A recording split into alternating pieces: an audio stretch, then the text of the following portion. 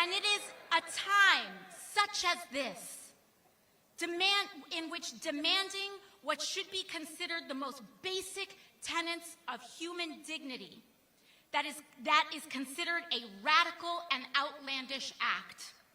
It is a time such as today, when demanding affordable housing is considered a radical and outlandish act, that we can afford our lives, our groceries, our transit, is considered an outlandish and radical act, that we accept our neighbor as ourselves, a radical and outlandish act. But we must remember, in a time such as this, we are not the crazy ones, New York City. Oh, absolutely not. In a world gone mad, we are not the crazy outlandish ones, New York City.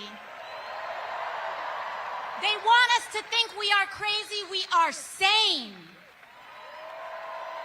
They're the idiots. To demand an affordable and decent housing, a decent wage, the right to health care, that we pay to care for our people instead of the flattening of Palestinians and oppressed people abroad is not a radical act.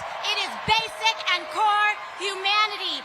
That is why the election of Zohran is as important as our cause today. Childcare, buses, rent, and our rights. Here in New York City, it is the jewel and the center of all that is possible in America. And on November 4th, we will prove that today. We will prove it to the world, and we will prove it to the nation.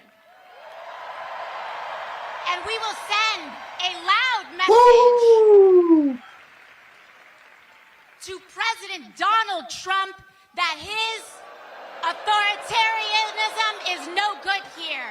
We will send a message that to ICE, that secret police do not belong here. Fuck you, ICE. And we will demonstrate the heroism that exists in the everyday people throughout our city. Heroism like that we saw last week, a young woman in a polka dot dress standing up. Yeah, the polka dot dress woman, yeah. Police officer in Canal Street.